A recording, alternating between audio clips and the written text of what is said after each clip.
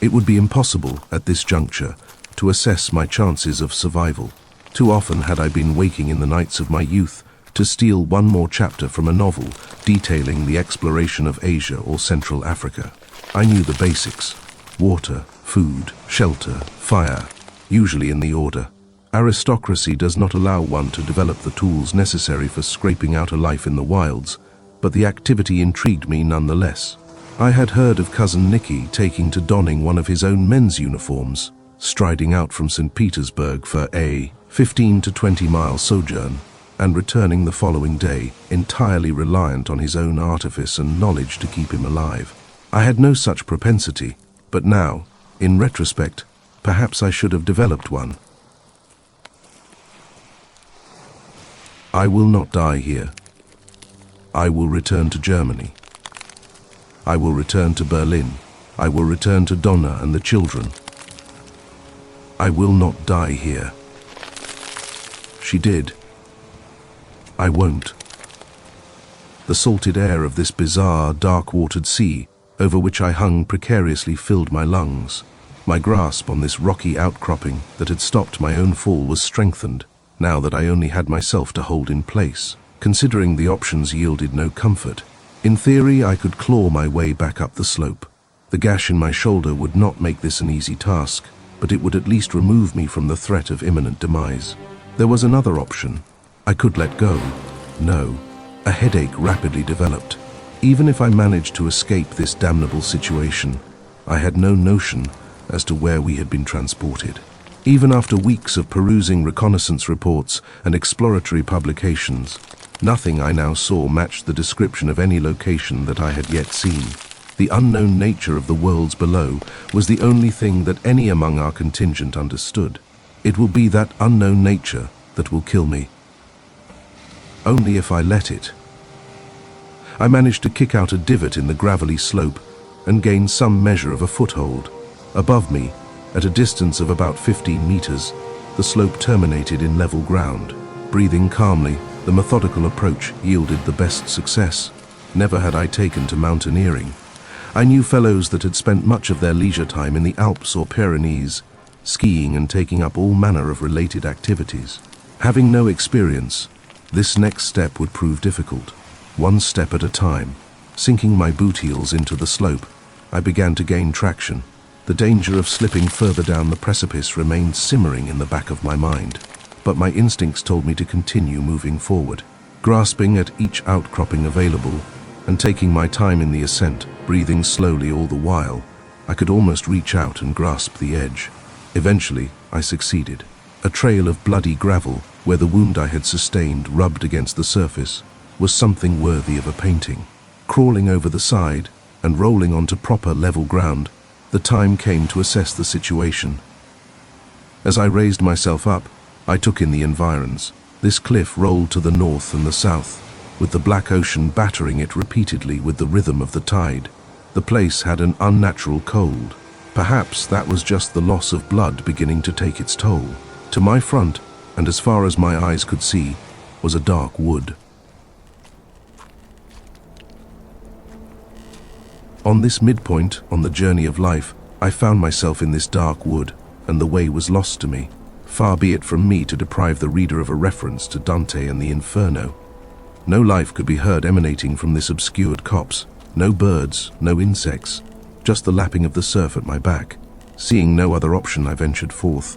A thirst began to draw around my neck. It became obvious that I needed something to stem the bleeding. While my readers will recall that my cautioning of the men to refrain from interacting with the local flora, dire situations require dire responses. The darkening center of the gash at least indicated that the bleeding would soon stop, but there remained the possibility of infection, should it remain open. I approached one of these strange trees and gave it a delicate glance. They were birch, if the birch had lost its white bark in favor of a mottled gray. The leaves were a black, almost satin in texture. Grabbing hold of one of the leaves, it appeared just as any other. While a properly trained medical would never condone what I would now do, I took a number of them, folded and interlocked their strange sable blades, and pressed them over the open wound. Thankfully, no pain. Yet, I continued my venture towards the interior of this wood. The only sound that gave comfort was the crunch of my boot falls onto the soil, and the harsh, rapid breaths that I was forced to take between the throbbing pain of my head. The harsh shadow of the canopy began to obscure the clear path. As I had on the elevator during our initial descent, my movement forward continued, but I began to lose time. My thirst began to worsen. It was impossible to tell how long I had been walking. The aching of my legs gave me some indication that it had been longer than normal, but the congruence of my surroundings made it impossible to determine the extent of my progress. That damning thought took hold. I'm going to die here. I don't know where I am. The men don't know where I am. I let go of the one thing in this God-forsaken place that tethered my sanity. I'm going to die here. All alone. Now on came the prayers. Despite my dislike of them, the Catholics do have one good procedure for penance. Without a proper box, this strange, darkened forest would have to act as my confessional and my padre. Grandmother, I tried my best to act as a good man. I failed. Grandfather, I learned much to become a man worthy of the crown, and now I've let it slip from my grasp. Father, I hope that you understand my impulse to come to this place and earn my spurs. They will look good adorning little William's boots. Mother, let the grievances be over with. If you cannot cherish Dona, cherish our sons. Dona, I love you. I let my fidelity falter in the face of the pressures of command. Care for the children, and let them know their father died in the furtherance of our people's greatness. Little William, take up my measure, my son, and do your duty. I am sorry I cannot be there to do so for you. Sintra. I'll be with you soon.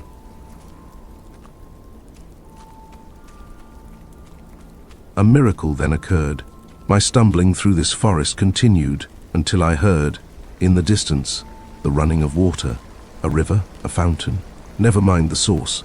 The potential to relieve my thirst and secure at least one of the necessities of survival propelled my feet forwards. I could see it. A fountain of some kind. 3 concentric rings set within one another, jetting clear water from the central ring. I approached, and thanked God that I may yet be afforded the chance to live. Drawing my hands through the liquid gave me no cause for concern. I supped from it fully before hearing a voice. Another Frenchman?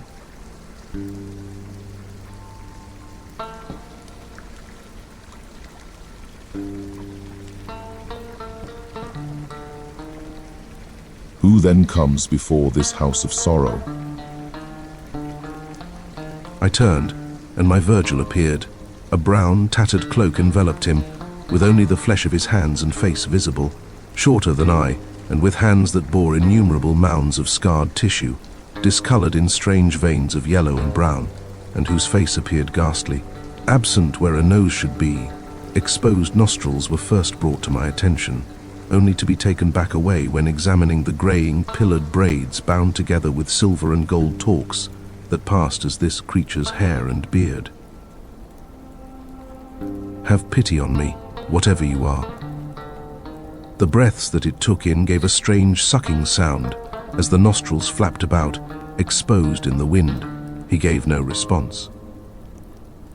You speak French? Are you of Paris? Do you know the way to return there? The creature gave a snort. Dusty emanations from the hole in his face replaced what would have been a deluge of mucus. I am not of Paris. I am of this place, this 8th hell, formerly of Uruk. You are a native of this underworld. I came here on a journey from above, just as you did. The accent was unplaceable, something Levantine about it, but impossible to identify with any specificity. I must return to my men, my people. Is there a way to escape from this place? No man can escape the judgment of history, Your Majesty. You know me? My titles? Who then are you? Who knows so much? A chronicler of millennia, condemned beneath the earth for my curiosity, an observer of time and tide. Do you bear a name then, chronicler? I have been called many things through the centuries. Names are limited in their power to identify. Words upon pages do that labor with greater accuracy. Names can be words on a page. And so often, for so many, those names are forgotten. For my sake, Spirit, by what term would you prefer to be called? A pause, a silence. Akamnandag. I rose from my kneeling position beside the fountain. Behind the figure was a small hut, mud brick and a roof woven of reeds. A small light flickered through an opening beside the wooden door. My curiosity got the better of me. If I don't engage with this figure, I doubt there will be a second chance to retrieve myself from the brink of death. He must know a way out. I will play his little game. He turned and gestured towards the hovel. Come ahead, brave Frank. I shall absolve you of your ignorance. I assure you, whoever you are, I am no Frank. An angle? Let's try the Atlantean phraseology. A Teuton. Of which kingdom? Of Germany. I repeat, of which kingdom?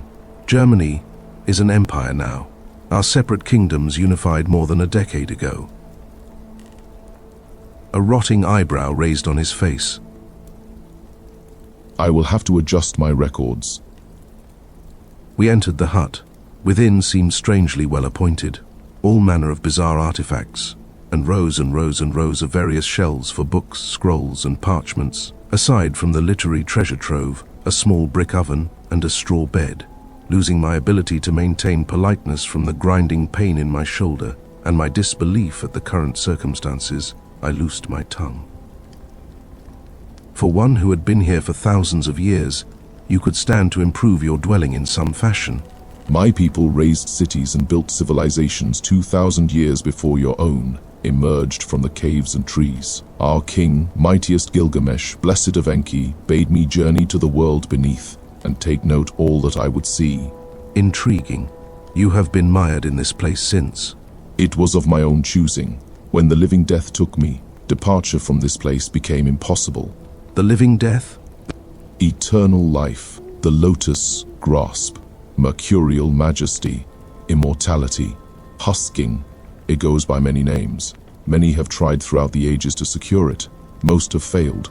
Those who succeeded now wander here, entangled with their regret at not considering the result of the unabated ambition. If you speak the truth, the king you served has long since passed on. Why continue this impossible task? For the first centuries, motivation rose from my commitment to my task. Afterwards, the darkness took me, until another one of your people, a Frank, reignited my faith. Now my hall of records grows voluminous, but there is always more history to be written. My work will continue until the end. Your end, or history's end? They will be one and the same. Puzzlement abounds. He took a seat on a stone stool adjacent to the oven, which crackled with the fire that I could see from the outside just moments before. He took hold of a pitcher of water that he must have drawn from the fountain and poured a portion into a bronze goblet, which he pushed towards me. From the oven, without donning a mitt or guarding his hand, he wrapped his grasp around a small tin tray, on which sat a well-dressed loaf of bread. The smell of burning hair from his arm was insufficient to put me off of the ravenous appetite that my deathly wanderings had developed. Sit and eat. I will bring forward the beer afterwards. Hard to refuse. The bread was flavorful and filling. A garlic and rosemary crust gave it a distinct profile. No butter necessary. Another miracle. The creature then hefted out something from further down in the hut, walking over the piles of books and scrolls that littered the place. The beer. Fear not. It may not appear as those alkahest with which you are familiar, but it will achieve the same effect. I appreciate the thought, but I state with confidence that I should remain sober. I cannot recommend that in good conscience, given what we now must do. What? You used the leaves of these trees to stem your bleeding, did you not? I did. I fear that the Teuton has made a mistake in doing so. Take a look and see what these things do. I did not wish to look down, but a primal fear within me forced my eyes downward. I opened the side of my tunic to where that gash had been. In its stead, those black leaves that I had used as an ad hoc bandage now melded with the surrounding skin. I ran a hand over that dark mass that now enveloped my right breast and felt it begin to twist and turn upwards, over my clavicle and towards my neck. My heart's beating rapidly accelerated. The Sisyphean lace. Those leaves that drop from those trees are not as they seem. They are living beings taken into the control of a greater power. That specimen stuck to your chest. It is a parasitic thing. It will slowly envelop you and deprive you of your own will, if we do not remove it. Pray tell, Chronicler, how is that done? Burning wine and a scalpel. You have some time, but not enough to return from where you came. It would do you no good. Few know how to properly treat this malady. Take the vessel and drink it all, and we will begin. He handed me a pail. It had a bizarre smell and was full of this rancid brown liquid. Over the top of it floated various fruits. From where they came, I had no idea. Primitive cultures of Southeast Asia often take various sugar-bearing fruits and vegetables, add various spices, and leave them in the sun for them to ferment in an effort to produce natural spirits. I could only assume that this process produced what now sat in front of me. Reluctantly, I raised the edge of the bucket to my lips and began to drink. In truth, it wasn't terrible. A jumble of flavors entered my mouth. It did burn to some extent. Not exactly a cool, refreshing beverage, but if this creature needed to engage in some kind of primitive surgery, better to be inebriated. I had no cause to protest against it. By now, if this creature kills me, it will be simply one more lethal encounter that I had managed to dodge in my time in this place. Whatever would happen now, it was beyond my control. This Akamnandag disappeared further into the hut when I set down the pail. He returned with those malicious little tools. So often I was compelled to turn away from Father's bedside when the doctors entered with those terrible little instruments, picking and pulling and slicing, such as they do. That brew which I had taken in began to dull my senses. That was for the best, given what was yet to come. The creature then produced a bottle of red wine. If I had been more cogent, I would have inquired as to the vintage. I managed something slurred, and he responded. Indeed, I believe the vintner above stopped making this in 1790. Pity to use something like that for a medical procedure. Thankfully, as educated as this creature appeared, he still followed the old superstition. He handed me the bottle, and I took a brief sip. Quite excellent. Hint of cherry. Cherries. Spring cherries. Let go. A tiny tear erupted from the corner of my eye, and I wiped it away before he turned back to me, hefting a white-hot blade. Have you anything to bite upon? Now is the time. I unbuckled my uniform's belt, raised it with my hand, and placed it into my mouth, biting hard against the blackened leather. I should not have had it conditioned prior to dinner. The chemical preservatives raised a strong stench in my nose. The creature nodded, approvingly, and set about the butcher's work. I don't think I ever screamed that loud in my life, before or after. Given the obstruction in my mouth, it didn't resound as a scream, but as a gargled, shuddering eruption of sound. My ability to maintain consciousness began to fail me, and, as he ran that scalpel up the length of my right breast, and pulled from my shoulder and neck a great bloody black mess of flesh, my vision faded.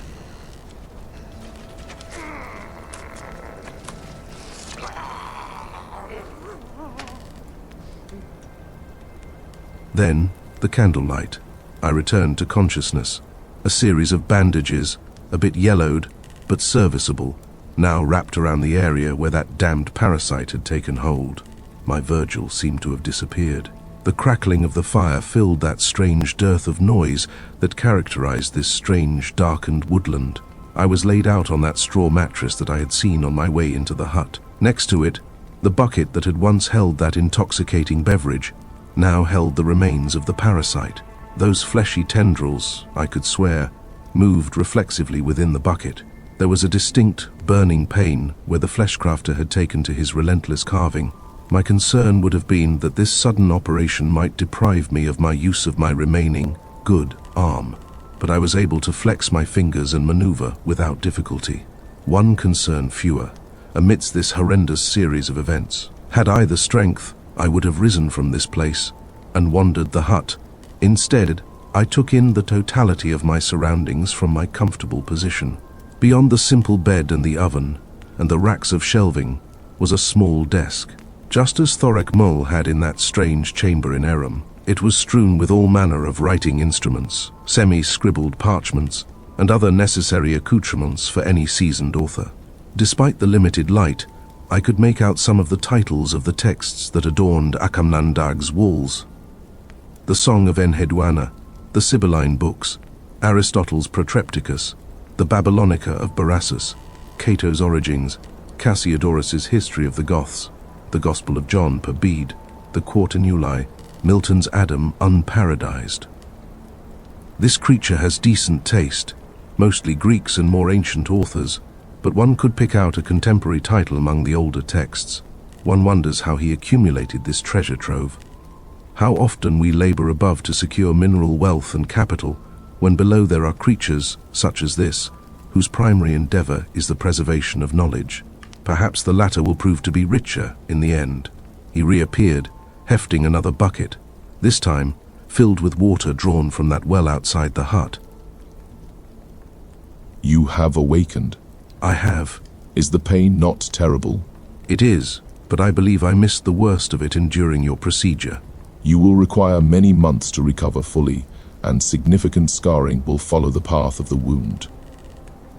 He caught me staring at some of the more esoteric titles in his little library, and made the necessary clarification. You take an interest in the histories? As all rulers do. But you are not a ruler yet. Soon enough. History is a fascinating subject for me, despite what limitations we have on our knowledge. Perhaps those limitations are for the best. Plunging into time's depths can often twist the mind. So often, those principles and beliefs that a man holds can be hammered into breaking, and the truths that your people hold are so easily proven to be lies. Give an example, Chronicler, lest I explore the truth for myself. I need to give none. Your people are a perfect example. Explain. You are a learned man. You are capable of such a feat. He took a deep, moist, sucking breath through the hole in his face and began a lecture. Were I a child, one might mistake it for a bedtime story. Your people are the Germans, generally described as a multifaceted group of different peoples, whose congregation from tribal groups into kingdoms brought the old Latins to their knees and created modern Europe. Your first act as a definable people was one of destruction. You feuded amongst yourselves for several centuries, forming empires and kingdoms, breaking them apart, acting as the spoke of the wheel around which the history that you know rotated. You had a high culture, and your art and music constituted your first act of creation. In time, you dissolved entirely into that patchwork of duchies and petty kingdoms. Without an external enemy, the need for unity among your people vanished. Then another appeared. When the nominal unity between you was shattered at the start of this century, you adapted, and then brought force to bear on the enemy, sending the enemy down to this place and setting your own kingdom on a path towards eventual lordship over all the others. Again, an act of destruction. In these last decades, you created technological marvels, following the lead of the Angles, and built industry and science up to a height that now crested the lofty hills of the modern era, another act of creation. You turned those marvels not a decade ago into weapons of war, and in an effort to consolidate your kingdoms into an empire, deployed them against your kin, another act of destruction. Now your industry and science prospers, and with the discovery of this world beneath, render innovations that were previously thought impossible into reality. Your steel automata, your horseless carriages, your flying machines. A final act of creation. He paused just for a moment to refill his goblet of water and took a mild sip. What then do you believe comes next? Follow the pattern, a final act of destruction. Indeed, one so great that you will send the heavens shattering down to earth, and the breadth of the world's peoples will be swept up in its thundering charge. As this strange night persisted, I felt the call of my dreams, but I needed clarification. Chronicler, I have long pondered the nature of our people, knowing all that you do, and being apprised of the flow of thousands of years of thought and act. I bid you characterize my people. You are a paradox, an empire built on shattered kingdoms, a unified entity of disparate tribes, the greatest destroyers and the greatest creators. What then would you have me do as ruler, if your hypothesis proves true? One man cannot reverse time's raging river flow, but he can change its course. Perhaps I would. I laid me down to sleep, knowing that I would live, at least for the night.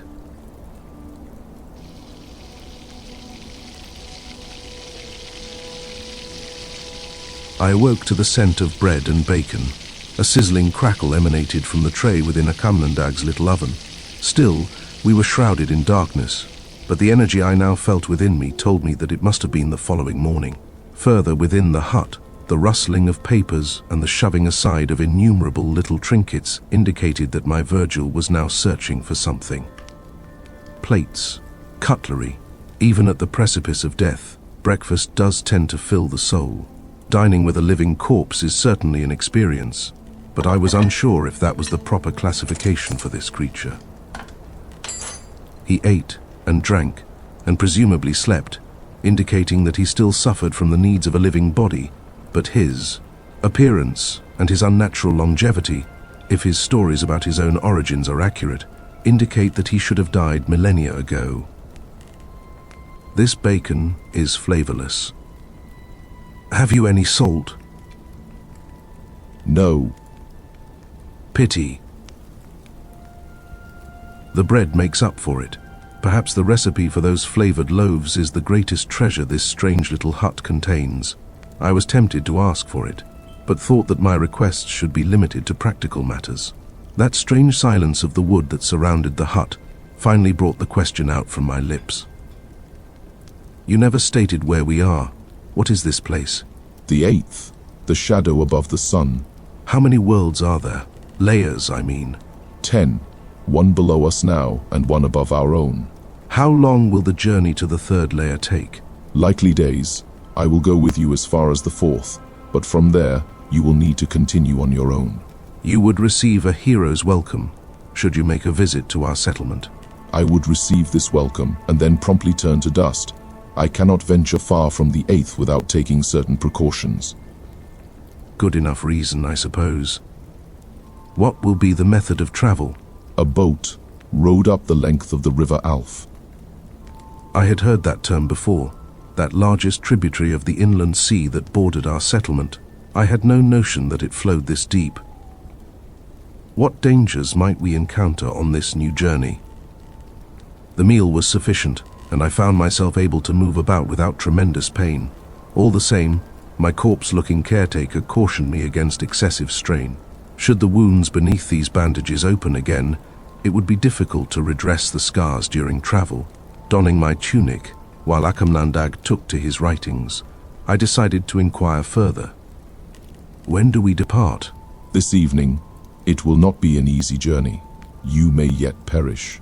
It will not be the first time during my tenure in this place that I have been told as much. Have you sailed the river before? Never. Then you know nothing, young Teuton. I resolved to use the remaining time to pass through the literature and give what aid I could to prepare for the sojourn. Recalling that storming ocean that I had observed when I arrived in this new locale, it seemed difficult to believe that we could pilot a small craft entirely by hand through the raging tempest. Perhaps my Virgil had some knowledge that I lacked regarding the conditions. In fact, I am sure of it. The time came to depart this strange place. The creature created several more loaves of bread, wrapped them in cloth, and placed them in a basket, which was then loaded onto a small cart, filled with all of the necessaries for a long journey. I was unsure of how to express my gratitude to him. How can you thank a man that has seen all of history proceed before him? How can one make a novel comment? Buttoning up my tunic and securing my folded arm to my chest with the belt, now bearing the bite marks from last night's procedure, at least gave me a sense of comfort that my one good arm would not be flailing about as we rowed along the river. I was almost sure that he would row in my stead. If he knew enough about me to know my titles, he would surely be aware of my difficulties. Perhaps he would row. Charon and Virgil encapsulated in one bizarre character. Alighieri's depictions of the underworld, are not so far from the truth, it would seem. With the rudimentary equipment loaded, the Acadian turned to the rear of his shack and led a mule out by a rope harness. The question arose as to where he was able to harvest the necessary sustenance for himself and fodder for his stubborn companion, but I was sure he had some arcane explanation. I needn't hear it. The animal, secured to the cart, now followed behind us as we began our new odyssey. Have you readied yourself? I have. Where is your craft? I do not see a place where we would begin. For anyone to ascend, one must first descend. He held aloft a torch of bitumen and oiled rags. The light was easily absorbed by those shadowy trees, a good distance from which I kept myself. The wooden wheels of the little cart and the braying of the mule were the only noise other than our own footfalls as we traversed towards our objective. He made no conversation during the time, and I could sense that he wished to get this whole matter through with as soon as possible. I'm sure that his returning me to my people took precious time from his primary occupation as chronicler. Eventually we came towards that carmine sky, and the light from which revealed that precipice, overlooking that blackened, watery morass below. Rather than a moraine, he led me downwards, on a set of marbled steps cut into the rock face. The trodding of thousands of feet over thousands of years left obvious marks of wear, and gave the impression that the steps themselves were uneven and poorly made. I have never feared heights, but as this staircase lacked any manner of guardrail, I could easily see how one might be apprehensive to proceed. The difficulties first arose when the mule refused to proceed down the stairs.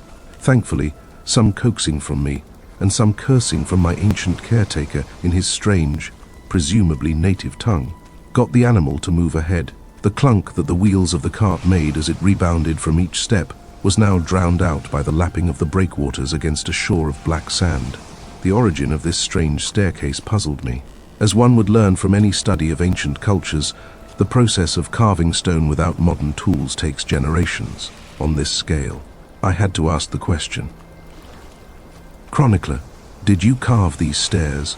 I did not. This descent has existed since I arrived in this place. They will continue to exist long after I go beyond. You claim immortality, but acknowledge that you will go. How does one square such a circle? The body will crumble eventually, but the soul remains. As you understand it, there are no terms that are adequate to explain the phenomenon. Just know this. Even the undead may die in time. Comforting. The steps became more worn as we descended closer to the shore. Perhaps too many had attempted the ascent and had failed in their task midway through the journey. The crunch of the sand under my boot was nearly a comfort, but assisting the mule in treading through the uneven ground was difficult, even for an able-bodied man. In the distance, on that pitch-colored beach, dug into the ground, was a metal stake, chaining in place a small rowboat, raised just above the tidal line. I leaned against a rock and attempted to remove my boots, to take in the feeling of the sand as one last treading through in the fashion of Dona, before my caretaker called out to me. Leave them on, Teuton. We walk astride volcanic glass. You would bleed out before we even make it to our vessel. Duly noted. I should have surmised such a thing. Little scratches in the brown leather made themselves apparent the closer I looked at my footwear. We moved forward nonetheless. Our little crew made it to the vessel, which looked worse for wear, but had no holes in the hull. Will this be sufficient for such a long passage? Have you another vessel available? 5,000 years old, and the fellow still has a sharp repartee. We placed the necessaries into the boat, and while I considered the best option to drag it into the surface, the Acadian clapped the ass on the posterior, and it went running off with the cart. I'm sure by some years of training, the creature would make its way back to his hut. We lacked an anchor, but perhaps the chronicler intended for us to make only a few stops. How are we to enter the Royal from here? I am afraid I lack the capacity to drag the vessel into the surf. Behold then, as the inhabitants of the Eighth render aid. From the pouch of food, he produced a ball of meat, rotting, insofar as my sense of smell could determine, and greener than Spanish cheese. Stepping backwards and leaning into the throw, he hurled the ball into the surf and waited. In minutes, bubbles began to erupt from the breakwater, Then, from the Stygian tide, they came. More of Heinrich's people. Fish people. Dozens of them. Ravenously attempting to gain control of the bait, they pushed against one another both above and beneath the waves, and eventually, the time came for action. Teuton, take your position on the vessel, quickly. I strode towards the boat, and quickly looped legs over and in. My guide followed suit, and quickly cut the rope that chained us to the shore. From the fore, he cast a new ball of meat, tied to a rope, towards the ravening horde that now almost enveloped us. With a startling rush, we began to slide off of the sand, and into those inky waters. Once we were clear of the lapping waves, the Akkadian cut the new rope, and we began to drift. Of course, the question arose as to who would row. Sitting towards the aft of the vessel, and him, standing at the fore, the answer came in moments. You have a friend among them, do you not? A friend? Heinrich. I do, but he... My retort was cut short by a sudden, familiar appearance. Popping up from the black waters, a golden spike emerged. In the first meter of water through which one could see, Heinrich, God only knows how he came to this place, made himself known, and his bulbous cranium penetrated the waters. The ocean's riptide must have deprived him of his tunic, but our helmet remained secured to his head. Blub. Hello, old friend. I reached out a hand, despite my considerable concern that another one of his people might rise from the waters and bite it clean off, and helped Heinrich into the vessel. His slipperiness made it difficult to lever him into position, but the Akkadian and I both assisted him, and he eventually placed himself in the midst of the craft. I handed him the oars that were folded into the left-hand side, held in rusty iron brackets, and he began to row. Without an understanding of the worlds below, there are often things that occur in this place that would be declared impossible by many. Sudden transportation to new worlds, on the backs of phantasms of pure light, pitching, roiling oceans of black water, in whose depths lurk monstrosities beyond the understanding of men.